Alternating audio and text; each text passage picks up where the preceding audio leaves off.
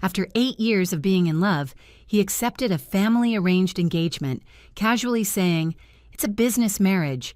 You're still the one I love most." Then he turned to me and laughed. After sleeping with me for 8 years, who would still want her? I laughed too.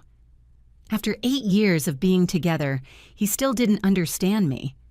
I, Vivian, have never had my wings broken by his attempts to control me. The intense pain coming from my abdomen was like a cold hand ruthlessly gripping my uterus, then violently yanking it downward. I curled up on the carpet of this penthouse in Manhattan's Upper East Side overlooking Central Park, cold sweat soaking through my silk robe. Outside the floor-to-ceiling windows, the New York night sparkled like diamonds, while on the 85-inch TV screen directly across from me, the engagement of the century that had the whole country in a frenzy was being broadcast live. On the red carpet of the Met Gala, flashbulbs were flashing madly. In the center of the frame, the man I had also loved for 8 years, Preston Thorne, was wearing a custom Tom Ford tuxedo, dashingly having another woman on his arm, Serena Vanderbilt, the jewel of the Vanderbilt family, possessing an illustrious surname and political resources capable of swaying congressional votes. She was stunningly beautiful tonight in a vintage champagne-colored haute couture gown, and the blue diamond necklace named Heart of the Ocean around her neck was enough to buy half of Brooklyn.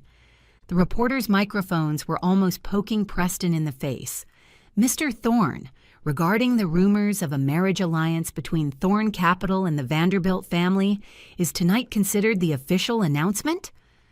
Preston turned his head to the side. Those gray-blue eyes that had gazed at me affectionately countless times were now brimming with a tenderness I had never seen.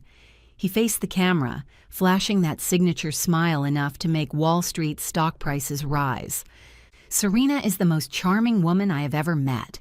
His voice was low and magnetic, piercing through the screen and drilling into my ears like poisoned honey. "The union of the Thorne and Vanderbilt families is God's best arrangement." The cramping pain in my abdomen reached its peak at this moment. A stream of warm liquid slid down the inside of my thigh, blooming into a shocking patch of dark red on the carpet. I knew who that was. That was mine and Preston's child, a life deemed an accident before it even had time to take a look at the world. More accurately, it was an extremely dangerous ruptured ectopic pregnancy. With trembling hands, I grabbed the phone that had fallen to the side. The screen displayed over a dozen missed calls, not from Preston, but from my private doctor. She was frantically trying to contact me to tell me how terrible the blood test results were. Gritting my teeth, I dialed the number that I had kept pinned to the top for 8 years. Beep, beep.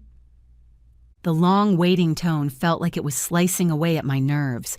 I knew where he was. He was right there in the screen, right in the center of that radiance where all eyes were fixed. Finally, the call connected. "Vivian?" Preston's voice was kept very low, carrying obvious impatience and a tension masked by the noisy crowd around him.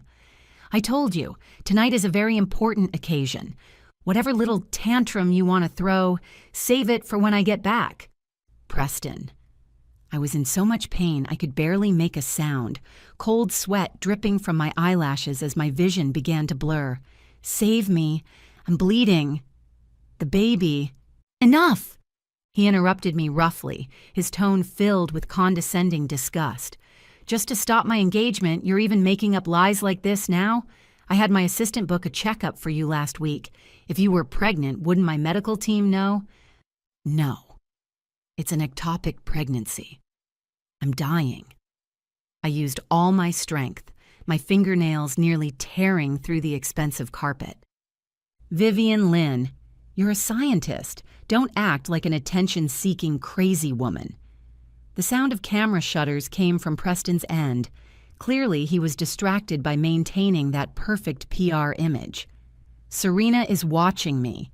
Remember your place. You signed an NDA. Stay put in the apartment, and tomorrow I'll have the CFO add another $1 million to the budget for that crappy lab of yours. Don't call me again. Beep." The call was disconnected. In that instant, I also heard the sound of something shattering completely. Not just my body, but also that so-called true love I had lived for and hypnotized myself with for 8 years. On the TV, Serena is nestled in Preston's arms, receiving the blessings of all of New York, while I, like a dying fish, lie in the luxurious cage where he keeps his mistress, waiting for my blood to drain dry. This is the man I've loved for 8 years. I developed patents for him in the labs at Yale, helping Thorne Capital slaughter the competition in the biomedical sector. To avoid affecting his family inheritance rights, I willingly became his shadow in the dark, not daring to even walk through the same lane at security checkpoints. What I got in return was just the phrase, "crazy woman," and $1 million in hush money. The extreme pain actually makes my brain unusually clear at this moment. This clarity carries the scent of blood, yet it is sharper than ever before. I can't die. Vivian, you absolutely cannot die here, and certainly not like a joke, becoming a piece of salacious tabloid filler about an Asian female body found in Thorne Mansion in tomorrow's papers. I throw away my phone, summon my last bit of strength, and crawl towards the door. The survival instinct triggers an explosion of willpower. I yank down the coat from the entryway to wrap my bloodied body and stumble into the elevator. The doorman downstairs sees my pale face and is so scared he almost spills the coffee in his hand. "Miss Ava! Oh my God, you are—" "Call an ambulance." "No, there's no time, and an ambulance will attract reporters. Call me a car. To Presbyterian Hospital." I grip the doorman's arm tightly, my nails digging into his uniform. "Hurry!" 10 minutes later, I collapsed in the back seat of the taxi, my consciousness wandering on the edge of darkness. Outside the window, Manhattan was ablaze with lights, every single one mocking my stupidity. By the time I arrived at the emergency room entrance, I could no longer walk. Medical staff rushed out pushing a gurney. BP 60 over 40. Signs of shock. Prep for surgery immediately. "Where's the family? Who is the family?" the nurse shouted. In that moment, the stark white lights of the emergency room made me dizzy. I lay on the stretcher, surrounded by the clamor of instruments and footsteps. No family. I heard my own terrifyingly calm voice, as if talking about someone else's business. "I'll sign it myself." "This is a major surgery. We might have to remove a fallopian tube. Are you sure?" "Give me the pen." Trembling, I signed Vivian Lynn on the surgery consent form. Every stroke felt like I was severing ties with the humble, stupid Vivian of the past, whose head was filled only with love. The moment the anesthetic was pushed into my veins, I took one last look at the clock on the wall. 9 o'clock sharp in the evening. It was at this very moment that Preston should be in the banquet hall of the Metropolitan Museum, down on one knee, slipping that priceless diamond ring onto Serena's finger, making a vow to spend a lifetime together. Good. Truly good. Preston Thorne, since you can treat human life like dirt for your family interests, since you think everything in this world can be bought with money, then, from the moment I open my eyes, we're going to settle this score slowly, with interest. The operating room doors shut heavily, completely cutting off that noisy, hypocritical, sickening world. Darkness washed over me, and I said to myself in my heart, "Good night, Vivian. Good morning, Dr. Lynn." When I opened my eyes again, the sky outside the window was gray and gloomy, and the blizzard had stopped. It was so quiet in the VIP ward of New York Presbyterian Hospital that only the monotonous beeping of the monitor remained. The anesthesia hadn't completely worn off yet, but I could still clearly feel that fresh wound on my lower abdomen, empty, like a giant black hole swallowing up the past 8 years of my youth. "Awake?" A cold female voice sounded from the corner of the ward. I struggled to turn my head, my pupils constricting sharply. The woman sitting in the armchair was absent-mindedly flipping through a medical record in her hand. She wore a sharply tailored Burberry trench coat and 10-centimeter red-bottomed high heels, her signature chestnut big waves scattered casually over her shoulders. Serena Vanderbilt. If it weren't for the wound hurting too much, I might have laughed out loud. What kind of melodramatic soap opera script is this? The victor, who was receiving the adulation of thousands on the TV screen last night, is now sitting by my hospital bed, looking like she's admiring a defeated stray dog. "Are you here to laugh at me?" I asked with a hoarse voice, my throat feeling dry like it had been sanded by sandpaper. "If you want to give me a check to make me get the hell out of New York, please just put it on the nightstand. I don't have the energy to play palace intrigue games with you." Serena closed the medical chart and casually tossed it onto the small round table nearby. She stood up, the sound of her high heels striking the floor crisp and rhythmic, walking step by step to my bedside. Vivian Lynn, Yale University PhD in biochemistry, holder of 3 core patents, and formerly the invisible operator behind Thorne Capital's biomedicine sector. She looked down at me from above. Those cat-like green eyes didn't hold the mockery I imagined, but instead carried the sharp scrutiny of someone sizing up prey. "You're even thinner than you look in photos and even stupider." I sneered and tried to prop my body up, but the sharp pain made me fall back into the pillow. "If you're here to stake your claim, there's really no need. That man, I don't want him anymore. I'm giving him to you." "Giving him to me?" Serena raised an eyebrow as if she had heard a hilarious joke. "Do you think I'm the kind of woman who picks up men from the trash heap?" She pulled a tablet out of her Hermes Birkin bag, tapped it a few times, then turned the screen toward me. On the screen was a rather grainy surveillance video, the location being the backstage of last night's Met Gala. In the video, Preston was yelling into the phone with an anxious look on his face. "Take down all the trending topics for me. I don't care how much it costs. Serena absolutely cannot see that damn tweet." "What? Someone filmed Vivian getting into an ambulance? That's fake. She's putting on a show. Blacklist that media outlet." The video came to an abrupt end. Serena took back the tablet, her tone indifferent. "Last night, someone filmed you going into the ER covered in blood. Although they didn't get your face at that time of night, it was enough to spark speculation. Preston spent $2 million in PR fees just to suppress this news, to keep it from affecting both our families' stock prices this morning." I stared dead at that tablet, feeling as if my heart was being squeezed to the point of bursting by an invisible hand. Liang Bai Mo.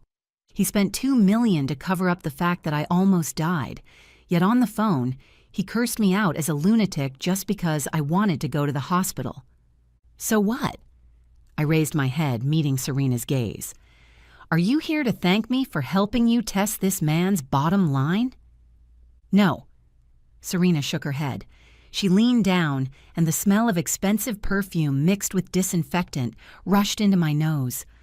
"I'm here to thank you for not only not dying, but for keeping your brain." She suddenly took a document out of her bag and threw it right onto my quilt. "What is this?" I frowned. "A letter of intent for investment." Serena crossed her arms, the corners of her lips curving into a meaningful smile. "I'm investing in that independent lab of yours. The initial injection is $50 million with only one condition." I looked at her in disbelief, almost suspecting this was a hallucination caused by the anesthetic. $50 million? Invested in her love rival? "What's the condition?" I asked warily. "The condition is—" The amusement in Serena's eyes vanished instantly, replaced by a chilling coldness. "You have to help me destroy Thorne Capital." I froze. "Why?" I was puzzled. "You just announced your engagement last night, and all of Wall Street is cheering for your union. You're the eldest daughter of the Vanderbilt family. Why do you want to destroy your own fiancé?" Serena turned and walked to the window, looking out at the gray sky, her voice revealing a deep weariness. "Because I don't like being traded like merchandise, especially when the buyer in this deal is a fool who uses my money to keep other women while thinking he's so devoted." She turned around, her gaze piercing. "Preston thinks he controls everything. He thinks that just because he handled my profit-driven father, I'll just obediently be a trophy socialite. He even planned it out, to keep you on the side after the wedding, giving me a respectable marriage and giving you guys a stable love nest. It's absolutely disgusting. It turns out she knew everything. It turns out that in this 3-person movie, I was the only one who was truly blind. Vivian, Serena called my name, no longer with that distant tone from before. I know you hold a core technology for a new targeted drug, which is Thorn Capital's lifeline for the next 5 years. The reason Preston has been keeping you hidden away isn't just because of so-called family pressure, but more so because he hasn't fully swindled that technology out of your hands yet. My heart gave a jolt. That was my life's work, the result of me spending day and night in the lab. Preston indeed hinted many times that I should transfer the patent rights to the company, but I always kept my guard up and didn't relent. The enemy of my enemy is my friend. Serena walked back to the bedside, extending a hand to me, a hand that wasn't wearing that massive diamond engagement ring. We don't need to fight over a rotten man. Compared to fighting over men, I prefer investing in smart women. How about it, Dr. Lin? Are we doing this deal? Looking at her outstretched hand, slender, strong, with nails manicured to perfection. In that moment, I suddenly understood a lot of things. Nothing in this world can be taken for granted, especially that love built on self-sacrifice. Preston spent 8 years weaving a cage for me called Future, attempting to squeeze dry my talent and youth. And now, someone handed me a key. I smiled too. Even though my wound was still faintly throbbing this time, it came from the bottom of my heart. I reached out and tightly grasped Serena's hand. Deal. Serena smiled with satisfaction. She fished a lipstick out of her bag, wrote a number on a napkin, and stuffed it into my hand. When you get discharged, call this number directly. My private legal team will help you handle everything, including that so-called confidentiality agreement. After saying that, she turned to leave, but suddenly stopped at the door and looked back at me. Oh, right, forgot to tell you, I was actually in the ER last night too. I froze. What? I was the one who signed for you. Serena shrugged. Although you signed it yourself, the doctor said it was an emergency, so having one more person to vouch for you is always good. Plus, I also went ahead and blocked that emergency contact Preston's number for you. You're welcome. The door was gently closed. Clutching the napkin with the number on it in my hand, I finally couldn't hold back my tears. Not for Preston, but for this absurd yet real fate. In this cold, calculating Manhattan, just when I thought the whole world had abandoned me, the one who reached out to help turned out to be the love rival I had imagined. I wiped my tears and picked up my phone. There was an unread text on the screen from Preston's assistant. Miss Ava, Mr. Thorne asked me to inform you that he will be vacationing in the Hamptons with Miss Serena this week, so please do not disturb. Also, $1 million has been deposited into your account. Please check. Looking at that ice-cold message, I didn't feel the heartache I used to. Instead, I felt an unprecedented wave of disgust. I opened my banking app and looked at the string of numbers that had appeared in my account. 1 million. To buy out my life and that of an unborn child. So cheap. But I didn't send it back. I opened the transfer page and donated the entire sum directly to a charity dedicated to helping women suffering from domestic violence, writing Preston Thorne's name in the memo field. After doing all this, I tossed the phone aside and closed my eyes. Enjoy your vacation in the Hamptons, Preston, because this will be the last peaceful time of your life. The storm is just beginning. 5 years. For Manhattan, 5 years is enough for several skyscrapers to rise from the ground, and enough for countless Wall Street myths to crumble into dust. Boston, Kendall Square. This is the heart of global biotechnology, where the air itself is filled with the scent of innovation. I stood before the floor-to-ceiling windows of the Aura Bio headquarters, holding a cup of freshly brewed black coffee. Outside, the Charles River shimmered with light. It was a far cry from that New York winter of gray skies and the smell of disinfectant. Dr. Lin, Assistant Amy pushed the door open and entered, holding a thick folder. The Phase 3 clinical data for the new targeted drug Aura-X is out. The results are nothing short of perfect. I turned around and took the file. Aura Bio, the company Serena and I co-founded 5 years ago. For these past 5 years, I've practically lived in the lab day and night, working like a maniac, all for this final blow. Also, Amy paused, her tone a bit subtle. Thorn Capital has sent another invitation. This time it's an email personally sent by their CEO, saying they are very sincere about wanting to discuss patent licensing. Preston? I raised an eyebrow, casually flipping through the printed email. Reading between the lines, it was full of arrogance and condescension, as if being able to work with Thorn Capital was a huge honor for me. Even when asking for a favor, this man still couldn't shake that high and mighty tone. Tell them I don't have time. I tossed the email into the shredder. Also, book me a ticket back to New York, first class. Okay. By the way, Dr. Lin, there's a biotech summit in New York tonight, and the organizers have been inviting you to attend as a mystery guest. I heard Thorn Capital is one of the sponsors, too. I paused, a cold sneer curling the corner of my mouth. Then let's go. It's time to go back and see some old friends. New York, Manhattan, Chelsea Piers. The charity gala tonight was star-studded. As the dark horse of the biotech sector in recent years, the mysterious founder of Aura Bio had been attracting much attention. I was wearing a deep V-neck black velvet gown that Serena had sent me specifically from Paris. The cut fit my figure perfectly. It wasn't flashy, yet exuded a cold glamour that was impossible to ignore. The moment I walked into the banquet hall, the bustling crowd seemed to fall silent for a second. Countless eyes landed on me, filled with awe, curiosity, and a certain confusion of déjà vu. Holding a glass of champagne, I walked through the crowd without looking sideways. Who is that? I don't recognize her, but her presence is so strong. I heard it's the founder of Aura Bio, that mysterious Vivian Lin. My God, she's so young? I thought she'd be some old academic. Whispers rose and fell around me. I didn't care. My gaze searched the crowd until it settled on the center of the banquet hall. Preston Thorne still looked as polished as ever. Time seemed to have been exceptionally kind to him over the last 5 years, yet the fine lines at the corners of his eyes and the faint gray at his temples betrayed that he hadn't had it easy these past few years. Thorn Capital has been going downhill these past few years. Although rumors of insider trading were suppressed, the losses in their core business are an indisputable fact.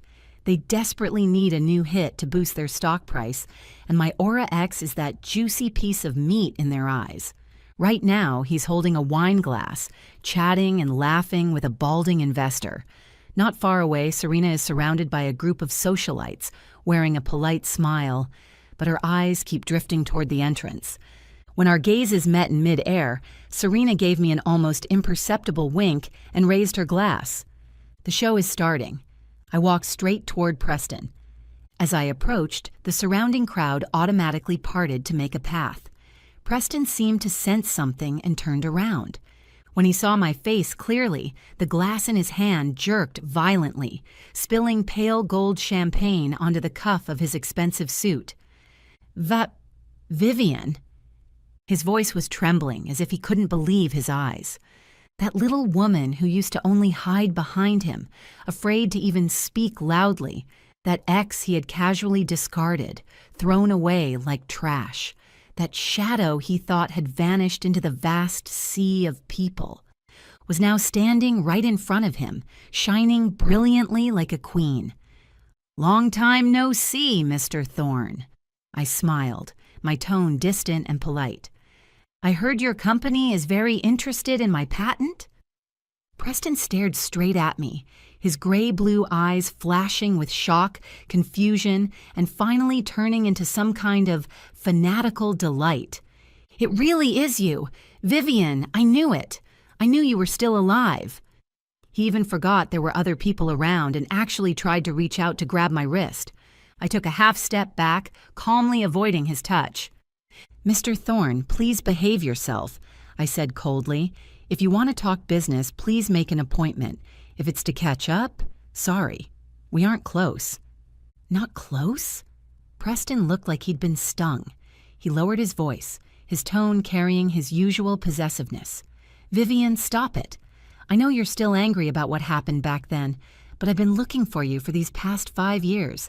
Do you know how worried I was about you?" "Worried?" I laughed out loud.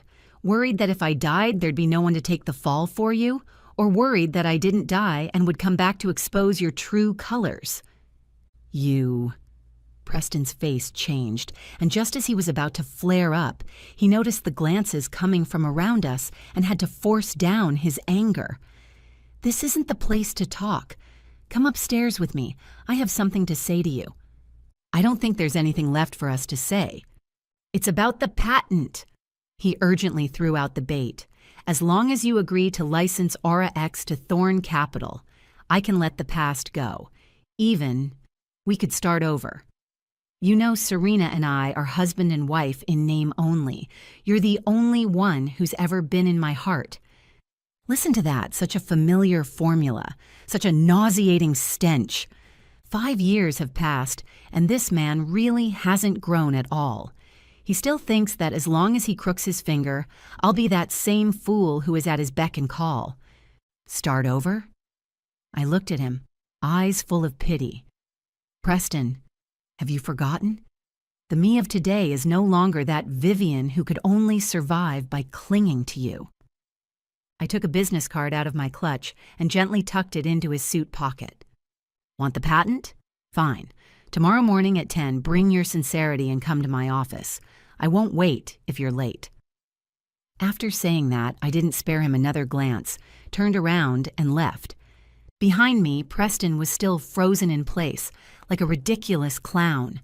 And in a corner, not far away, Serena was swirling her wine glass, the smile on her lips deepening. "This is just the first step. Preston, did you think this was the end? No, this has only just begun. I will make you watch everything you take pride in crumble bit by bit, just like I did back then. Only this time, the one holding the power of life and death is me."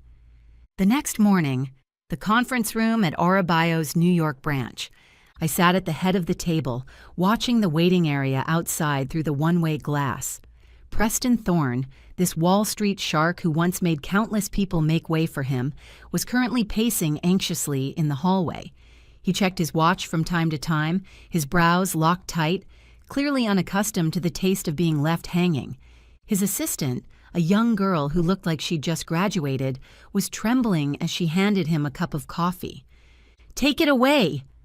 Preston waved his hand, and the coffee spilled out, splashing onto the assistant's skirt. He didn't even apologize, just impatiently tugged at his tie. I watched this scene coldly. 5 years ago, I used to be that cautious too, terrified that one wrong look would make him unhappy. But now, I just find it laughable. 10 o'clock, sharp. "Let him in," I said to Amy. The conference room door was pushed open. Preston strode in, and the moment he saw me, the gloom on his face instantly vanished, replaced by a mask of deep affection. "Vivian!" He walked straight up to me and placed a huge bouquet of red roses on the conference table. "These are your favorite Corolla roses. Remember? Before, whenever you were angry, I'd give you these and you would forgive me." The roses were a blinding red, each bloom looking as if it were dripping blood. I glanced at them, my tone flat. "Mr. Thorne, this is a sterile office area, and pollen allergens are prohibited. Amy, throw them out." "Yes." Amy unceremoniously picked up that expensive bouquet of roses, turned, and threw it into the sorting bin outside the door. Preston's expression froze on his face, the embarrassment of that public slap in the face making the corner of his eye twitch. But he quickly regained his composure, pulled out a chair, and sat down across from me. "All right, Vivian, let's talk business." He took a thick document out of his briefcase. This is the acquisition contract drawn up by Thorn Capital. We'll acquire Aura Bio at 30% above market price and retain your core R&D team. Of course, in exchange, you need to sign a non-compete agreement and... He paused, his gaze turning somewhat suggestive, and come back to me. I didn't look at that contract, just crossed my hands on the table, looking at him with a half-smile. Come back to you? As what? A mistress? Or a shadow that can't see the light? Vivian, you know my situation. Preston sighed, putting on the look of a victim. My engagement to Serena is just a temporary measure. For these past 5 years, I've thought of you every day. As long as you agree, once the company gets through this crisis, I'll immediately break off the engagement with Serena, marry you properly, and bring you back to the Thorn family. A proper marriage? It sounded like I was hearing a fantasy. Preston, did you forget you still have an old father lying in the ICU? If he knew you wanted to marry a Chinese woman with no background, would he get so mad he'd pull the plug himself? At the mention of his father, Preston's face darkened. You don't need to worry about that. As long as I have the Aura X patent, no one will be able to shake my voice on the board. When that time comes, no one can stop me. He reached across the table, trying to hold my hand. Vivian, trust me just this once. I haven't lived well at all these past 5 years. That woman Serena doesn't understand me at all. She only knows how to spend money and put on a show. Only you truly understand me. I looked at the hand he stretched out, well maintained with rounded nails. It was these very hands that had pushed me into the abyss, and also countless times startled me awake from nightmares. I jerked my hand back, took a document from the filing cabinet behind me, and slammed it down in front of him. Since Mr. Thorn is so sincere, why not take a look at this first? Preston picked up the document in confusion. Flipping to the first page, his pupils suddenly dilated. It was a detailed due diligence report. It not only listed all the financial loopholes of Thorn Capital over the last few years, but more critically, attached was a genuine diagnosis regarding his father, old Mr. Thorn's condition. Toxic encephalopathy? Preston's voice turned shrill with shock. How is this possible? The doctor said it was the after effects of a stroke. The stroke was indeed a trigger, but what truly keeps him in a coma is long-term excessive use of sedatives and a certain neurotoxin. I pointed out calmly, and the purchase records for this drug, although laundered through many layers, ultimately point to one account. The actual controller of that account is your mother, Madame Eleanor. You're talking nonsense! Preston stood up abruptly, slamming the documents on the table. Vivian, if you want revenge on me, fine, but this is slander. You think forging a few documents can drive a wedge between me and the family? You know perfectly well whether it's slander. I stood up, my presence not losing to his in the slightest. Preston, you think you're the one running the show, but actually, you're just a marionette in your mother's hands.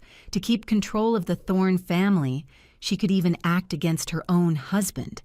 What do you think she'll do to you once you're no longer useful? Preston's face turned deathly pale, cold sweat seeping from his forehead. He was a smart man, and smart men are often the most suspicious. He might have had his suspicions over the years, but he didn't dare think too deeply, let alone investigate. And I just ripped this fig leaf right off. I haven't sent this report to the board yet. I walked over to him and whispered in his ear, "Want the patent? Fine. Trade the 10% shares of Thorn Capital you hold for it. Also, I want you to personally investigate your father's affairs and hand the evidence over to me." "You're crazy." Preston's eyes widened. 10% shares? That's my lifeblood. And if I get dragged into this too, the Thorn family is finished. That's your problem. I took a step back, returning to my cold indifference. Since you keep claiming you love me and are willing to give everything for me, How come you don't even have this much sincerity? It seems your so-called deep love is nothing more than this. Show him out! I didn't give him another chance to speak, directly pressing the call button. 2 burly security guards walked in. As Preston was being escorted out, he looked back, unwilling to give up, and shouted my name. Vivian! Don't you regret this? You'll pay the price for this. The moment the door closed, I let out a long sigh of relief. Price? I've already paid it. With my unborn child, with my 8 years that were trampled on like trash. Now, it's your turn. I picked up my phone and dialed Serena's number. The fish has taken the bait. Prepare for the next step. Serena's languid yet delighted voice came from the other end. Beautiful job, Dr. Lin.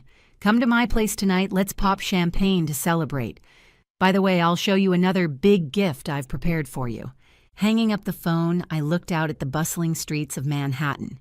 Preston, do you think this is over? No, this is just the appetizer. The real main course is yet to come. I'm going to make you destroy the thing you care about most with your own hands, make you taste what it's like to fall from the clouds into the mud. That taste, I've tasted it, and it's bitter. Now it's your turn. Serena's home wasn't one of those traditional Manhattan luxury mansions, but a loft in Soho converted from an old factory. No magnificent crystal chandeliers, only exposed red brick walls and modern installations full of artistic flair. This was her secret base, and also her haven to escape that suffocating golden cage of the Vanderbilts. When I arrived, she was sitting barefoot on the carpet, with several scattered documents and 2 already poured glasses of Dom Perignon champagne in front of her. Cheers to the imminent fall of the Thorn Empire. She raised her glass, excitement shimmering in those green eyes. I took the glass and took a sip. The cold liquid slid down my throat, bringing a hint of tipsy pleasure. This is the big gift you mentioned? I pointed at the documents on the floor. This is just the appetizer. Serena picked up a document and handed it to me. Look at this.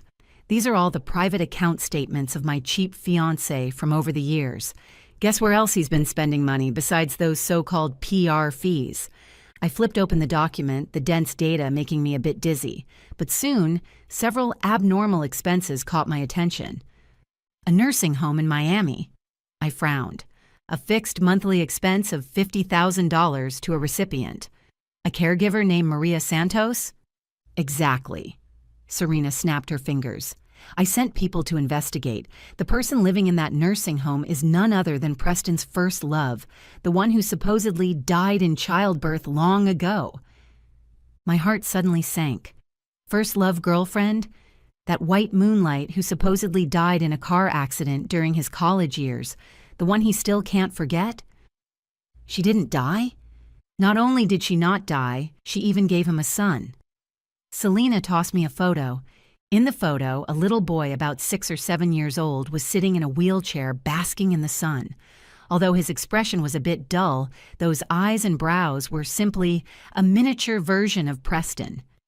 Cerebral palsy.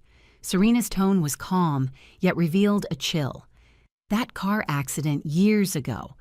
Although it didn't take that woman's life, the child was premature and oxygen deprived, resulting in a lifelong disability. To avoid affecting his family inheritance rights, Preston publicly claimed that both mother and child had died, but in reality, he's been keeping them in Miami the whole time, playing the devoted lover persona on one hand while using money to seal lips on the other. I just felt cold all over. Turns out I didn't even count as a stand-in. I was just a tool he used to fill the void and conveniently exploit my talent when he couldn't face that disabled son and vegetative girlfriend. He really is rotten to the core. I threw the photo back on the table, my stomach churning. The best is yet to come. Serena sneered. Do you know why Thorn Capital has such a serious deficit these past few years? Besides his good mother playing dirty, Preston himself hasn't been idle. To treat that child, he actually embezzled the company's charity funds to invest in an illegal stem cell lab. And that lab is being watched by the FBI because it involves human experimentation. Human experimentation? I was shocked. Yeah, he wants to cure that child to prove his genes aren't defective. Serena swirled her wine glass. Selfish to the extreme and stupid to the extreme. This evidence, if we hand it over, and Thorn Capital is really done for. Serena interrupted me, but it's not time yet. What we want isn't just to make him go bankrupt, but to ruin his reputation completely and let that noble mother of his taste despair too. Dr. Lin, she looked at me, her gaze deepening. That report in your hand about Old Thorn's poisoning is real, right? Of course, I nodded. I analyzed Old Thorn's hair sample in the Aura Bio lab. Although it was a trace amount, it's enough to convict. Good. Serena stood up and walked over to that wall covered in photos and clues. Now everything is ready. We only lack the east wind. The east wind? Next week is Thorn Capital's annual shareholders meeting. It is also the day Preston's mother, Lady Eleanor, prepares to formally stage a coup and have Preston succeed Old Thorn as chairman. Serena turned around, a cruel smile curling at the corner of her mouth. That day will be the Thorn family's red-turning purple wedding. We are going to send them a congratulatory gift they will never forget. It was already late at night when leaving the Soho district. I turned down Serena's offer to have the driver take me. I wanted to walk alone for a while. The night wind in New York still carried a chill, clearing my head. I know every step from here on out is walking a tightrope. One slip up, and it's not just me. Even Serena will be dragged down. But I have no way back. Just as I walked downstairs at the hotel, a black Lincoln sedan stopped in front of me without warning. The car window rolled down, revealing a well-preserved face that was covered in frost. Eleanor Thorn. Get in. She didn't look at me. Her tone an unquestionable command. Let's talk. I stood my ground, just looking at her coldly. Mrs. Thorn, say whatever you have to say right here. We aren't that close. Eleanor turned her head, those gray-blue eyes identical to Preston's filled with venom. Vivian Lynn, do you think hooking up with Serena is enough to gain a foothold in this circle? That little brat is just using you. Right back at you, I retorted. Aren't you also using your son? Using your husband? Shut up! Eleanor sounded like she'd had her tail stepped on, her voice turning shrill. You lowly... She took a deep breath, forcibly suppressing her rage, and pulled a check out of her bag. $5 million. Take the money, get out of the U.S., and never come back. $5 million again. This mother and son, they really are cut from the same cloth in their emptiness. Apart from money, they seem unable to come up with anything else to solve a problem. I looked at the check and smiled. $5 million, Mrs. Thorn. Is your husband's life worth just this price? Eleanor's face instantly turned deathly pale, that bone-deep fear twisting her exquisite face. You. What do you know? I know more than you imagine. I leaned closer to the car window, staring into her eyes. For example, that neurotoxin from South America, long-term use causes brain tissue to slowly atrophy, with symptoms almost exactly identical to Alzheimer's. For example, how Manager Wyatt is not only your financial steward, but also your longtime bed partner. Ah! Eleanor screamed, shrinking back as if she'd seen a ghost. Lunatic! You lunatic! Drive, drive, fast, she roared at the driver. The Lincoln shot out like a startled beast, vanishing into the night. I stood where I was, watching the direction where the taillights disappeared, and gently brushed off some non-existent dust. Be afraid, tremble. Eleanor, I will make you repay the humiliation and pain you once inflicted on me 1,000 times over. Keep this $5 million to pay your lawyer's defense fees. You'll be needing it soon. Eleanor Thorne's late-night visit was like a catalyst.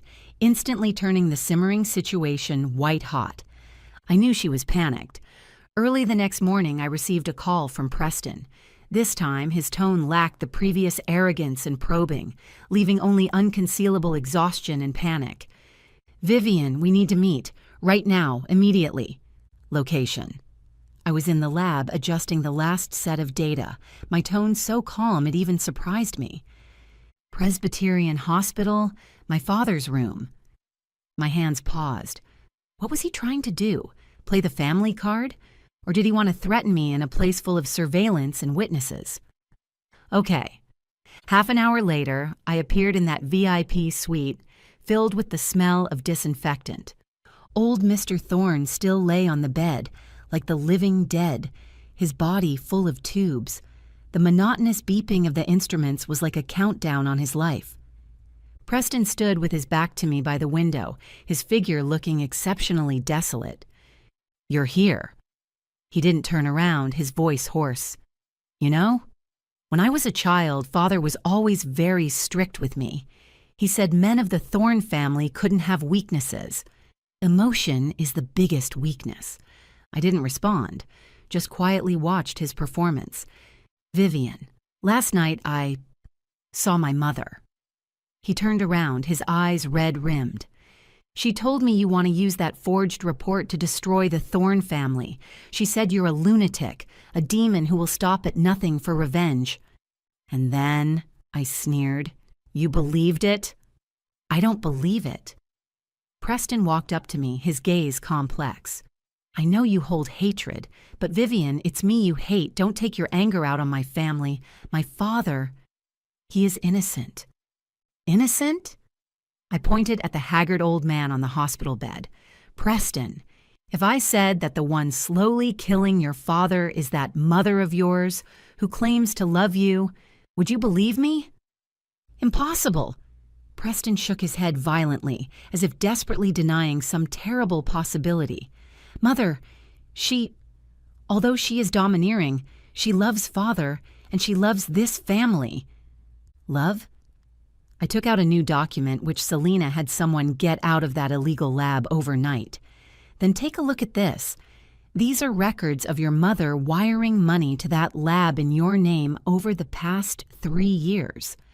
And the director of that lab is none other than Wyatt's younger brother." Preston took the document with trembling hands, and after flipping through a few pages, his face instantly turned as white as a sheet. "No, this isn't real," he muttered to himself, his body swaying as if about to collapse. "This money, I thought it was for charity." "Charity?" I took a step closer. "Preston, your so-called charity is funding human experiments? It's letting scum like Wyatt launder money for you? You think you're saving that bastard son of yours?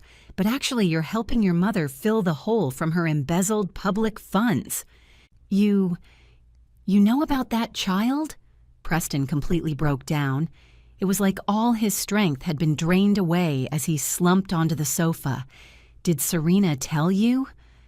"It doesn't matter who told me." I looked down at him.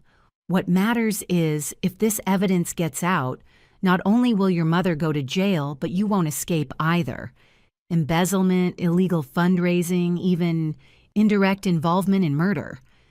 Preston covered his face, letting out a painful whimper. "Vivian, please don't release it. As long as you don't release it, I'll give you whatever you want. Shares, money, even the position of mistress of the Thorne family, I'll give it all to you." Looking at this man sobbing in front of me, I didn't feel a shred of pleasure, only sadness. Is this the man I once loved so deeply, so fragile, so weak? "I don't want your money, and I don't want your position." I bent down, looking him straight in the eye. "I want you to do one thing." Preston looked up, a glimmer of hope igniting in his eyes. "What is it?" "At next week's shareholders meeting, I want you to publicly announce that you are stripping your mother of all her duties and sending her to a mental hospital." "What?" Preston stared wide-eyed in horror. "That's my mother. How could I—" "That's to save yourself," I interrupted him. Only by proving she's insane can you push all the blame onto her and clear your name. Otherwise, just wait to go to prison right alongside her. This was a devil's deal. I know this is cruel, even a bit underhanded, but I have to do it. I want to turn mother and son against each other, make them slaughter one another in this coliseum named profit. Preston fell silent for a long time. There was struggle in his eyes, fear, and also calculation. Finally, he nodded slowly. All right, I agree. The moment I walked out of the hospital room, I didn't feel relieved. At the end of the hallway, Serena was leaning against the wall, waiting for me. Seeing me come out, she handed me a bottle of water. How'd it go? Did he agree? He agreed. I took the water, unscrewed the cap, and took a sip. Serena, are we being a little too ruthless? Ruthless? Serena sneered. Vivian, did you forget the blizzard that night? Did you forget what they were doing when your life hung in the balance in the ER? Mercy to the enemy is cruelty to yourself. She patted my shoulder. Besides, do you think Preston agreed just to save his own skin? No, he did it to save that illegitimate child. In his heart, that child carrying on his bloodline matters more than anyone, including his mother and including you. I froze.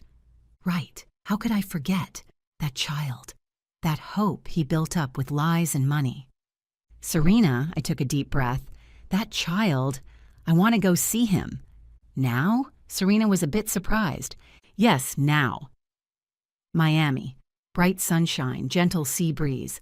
That private sanitarium was located by the sea, the environment so beautiful it looked like a resort. Through the fence, I saw that little boy sitting in a wheelchair. He was tilting his head, looking at a flower in his hand, drooling from the corner of his mouth, his eyes empty. This was the bloodline Preston tried desperately to cure, even going so far as to commit crimes to continue. In that moment, the last bit of hatred in my heart seemed to dissipate too. Replacing it was a deep sense of powerlessness. Life is so fragile and so absurd. Let's go, I said to Serena. Back to New York. It's time to close the net. The night before returning to New York, I received an anonymous text message. No text, just a photo. In the photo, it was a scene of Preston and Wyatt meeting in a cafe. Preston was holding a document envelope, handing it to Wyatt. My heart skipped a beat. This man, sure enough, he kept a card up his sleeve. On the surface, he agreed with me, but behind my back, he was colluding with Wyatt, attempting to bite me back. Serena! I rushed into Serena's room. Plans have changed. Preston might have already betrayed the deal. Serena sat up from the bed, glanced at that photo, yet showed none of the panic I had imagined. Don't rush! She put on her robe unhurriedly, the corner of her mouth curling into a mysterious smile. This is exactly what I wanted. What do you mean? Let him think he has everything under control. Let him think he can play both sides. Serena walked to the window, looking at the night view of Manhattan. Only when he's at his most triumphant will he fall the hardest. Vivian, tomorrow we'll give him a big surprise. On the eve of the shareholders' meeting, it started raining in New York. This rain will wash away all the filth and lies of this city. And tomorrow, when the sun rises, a new era is coming. In the top-floor conference room of Thorn Capital's headquarters, the atmosphere was as oppressive as an impending storm. Around the long mahogany conference table sat suit-clad shareholders and directors. Their faces were written with unease and uncertainty, and the air was thick with the mixed scent of cologne, coffee, and anxiety. Preston sat in the chairman's seat, his face pale, but his eyes held a look of desperate ruthlessness. To his left, the seat that should have belonged to Old Thorn was empty, and to his right, Lady Eleanor sat, clutching a string of pearls, her expression haughty, as if she were still the imperious matriarch of the Thorn family. As an independent director, Serena sat at the other end of the long table, idly twirling a fountain pen in her hand. Today she wore a white Saint Laurent Le Smoking suit, looking both sharp and languid. And I, as the representative of Orabio, sat in the corner as a special guest, quietly waiting for that moment to arrive. Everyone, Preston cleared his throat, breaking the silence first. The main purpose of calling this extraordinary general meeting today is to discuss several important issues regarding the company's future development. First, regarding the licensing of the Aura X patent. Wait a minute. Madame Eleanor suddenly interrupted him. She slowly stood up, her gaze sweeping across the room like a blade, finally fixing on Preston. Before discussing business, I think it's necessary to clean house first. She took a document out of her handbag and slammed it heavily onto the table. I have here evidence regarding serious misconduct by the current CEO, Preston Thorne. He has not only embezzled massive amounts of company funds, but is also suspected of colluding with external forces to hollow out Thorne Capital. The whole room went into an uproar. The shareholders whispered amongst themselves, buzzing with discussion. Preston's face instantly turned livid. He hadn't expected his own mother to strike at a time like this, and he certainly hadn't expected her to actually possess evidence. "Mother, what are you talking about?" Preston barely maintained his composure. "I know you're in a bad mood because of Father's illness, but this kind of accusation carries legal liability." "Legal responsibility?" Eleanor sneered. "Manager Wyatt, bring out what you have and show everyone." The conference room door was pushed open, and Wyatt walked in. He kept his head down, avoiding eye contact with Preston, and shakily inserted a USB drive into the projector. On the screen, transfer records regarding Preston's illegal lab in Miami starkly appeared, along with recordings of his calls with the lab's director. As long as little William can be cured, money is not a problem. Run the payments through the company's charity fund and keep it clean. Preston's voice echoed through the conference room, crystal clear. This is slander!" Preston stood up abruptly, pointing at Wyatt and roaring. "It was you! You framed me! It was clearly you who told me to transfer that money." "Enough!" Eleanor slammed the table. "Preston, the evidence is solid. What else is there to deny? For the sake of a bastard, you actually disregarded the interests of the entire family. You aren't fit to be the heir of the Thorne family." "I'm not worthy?" Preston laughed out of extreme rage. The despair of being betrayed by his closest kin made him completely tear off his disguise. "Then what about you? My good mother? When you poisoned Father to control him, did you ever think about whether you were worthy of being a wife?" "What did you say?" Eleanor looked as if she had been stepped on a sore spot, her face instantly turning deathly pale. "You know exactly what I mean." Preston pulled the photocopy of the diagnosis report I gave him from his inner pocket and hurled it viciously at Eleanor. "Toxic encephalopathy. This is your so-called stroke. To seize sole power, you didn't hesitate to murder your husband. You're the one who belongs in prison." The conference room turned into a chaotic mess.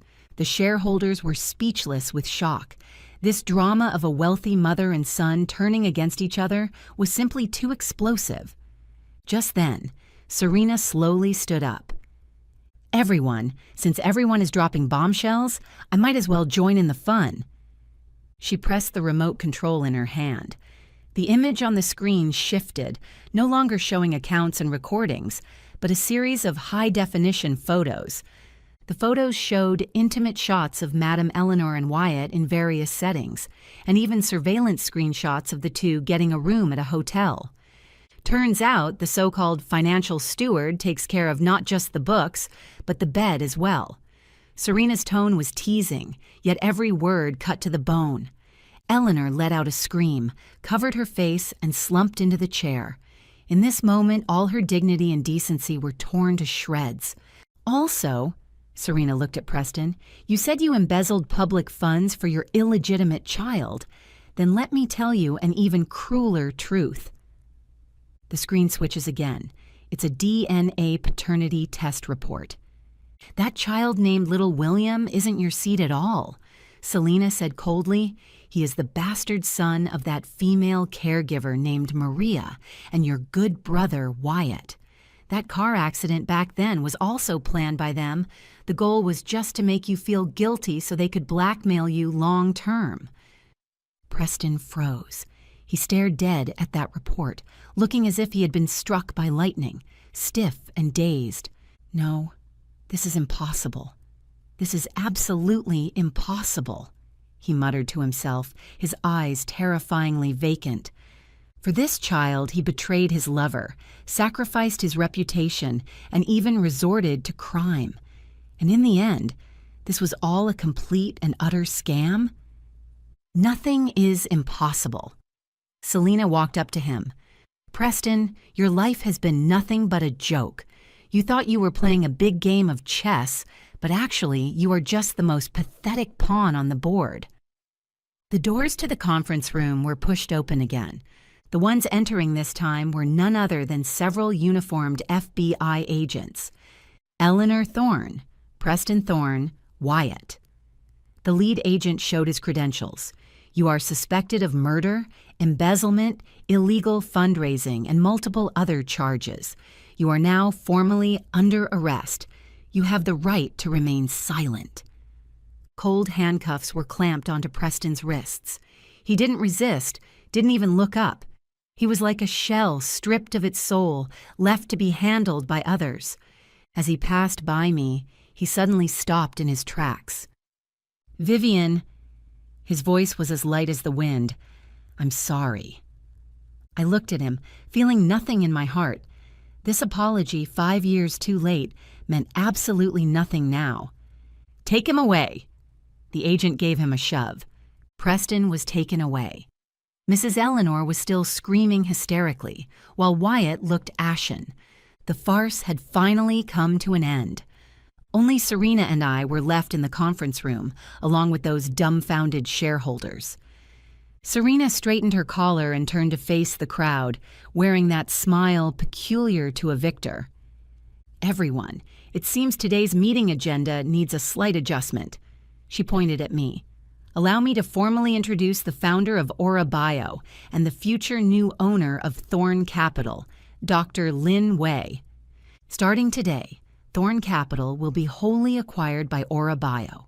We will use the most advanced technology and the most transparent management to bring this decaying company back to life. Scattered applause broke out, then grew more and more enthusiastic. Here on Wall Street, where profit is everything, no one cares about the fall of an old king. People only cheer for the birth of a new one. I stood before the floor-to-ceiling windows, watching the police cars down below speed away with their flashing lights. The Manhattan sky was still gray, but my heart was brighter than ever before. It's over. That Vivian, who used to only hide in the shadows, that silly girl who humbled herself into the dust for so-called love, finally died completely at this moment. And the one who survived is Lin Wei, a queen who no longer believes in fairy tales, only in power and means. Serena walked over and handed me a glass of wine. To the queen. I took the glass and clinked it gently against hers. To freedom. This day was later called the Red Violet Wedding by Wall Street, because on this day the Thorne family used their fresh blood and scandals to pave a bright red carpet for the rise of two women. And this red carpet didn't lead to the marriage altar, but to the pinnacle of power. The collapse of Thorne Capital was like a tsunami, swiftly sweeping through the entire Wall Street. The once mighty business empire fell apart overnight. Stock prices plummeted, banks cut off loans, partners terminated contracts one after another. Everyone kicks a man when he's down. This is the cruelest and most real rule of the capital world. And Serena and I became the biggest winners in this tsunami. Aura Bio successfully completed the acquisition of Thorne Capital and restructured it into the Aura Group. I became the group's CEO, and Serena served as the chairwoman of the board. Two women who were once considered mere figureheads and shadows now stand at the pinnacle of power in Manhattan. But I didn't have much time to enjoy the joy of victory. Taking over a mess is much harder than destroying it. Clearing bad debts, appeasing employees, reshaping the brand image. Every single thing kept me running off my feet. It wasn't until a month later that I finally made time to take a trip to the federal prison. In the visitation room, Preston was wearing a gray prison uniform, looking at me through the thick, bulletproof glass. In just 1 month, it was like he aged 10 years. His originally meticulously groomed blonde hair was shaved into a buzz cut, and those once charming gray-blue eyes were filled with red streaks, his gaze ashen and cloudy. "You came." He picked up the receiver, his voice so hoarse it was like he had gravel in his mouth. "Here to see you." My tone was calm. "And by the way, to let you know that your so-called son has been taken in by a social welfare agency. Although his illness isn't curable, at least he'll have a stable place to go." Preston's hand trembled, and a tear slid down from the corner of his eye. "Thank you." "Don't thank me." I looked at him. "I didn't do it to help you. I just felt the child is innocent. He has no reason to pay for the sins of you and that woman." Preston gave a bitter smile. "Vivian, you're always so kind, even to someone like me." "Kind?" I shook my head. "No, Preston. Kindness has a bottom line. My last bit of kindness for you already died at the emergency room entrance on that blizzard night." "I know." Preston lowered his head, covering his face with his hands. "For this past month, I've been thinking about that night every day.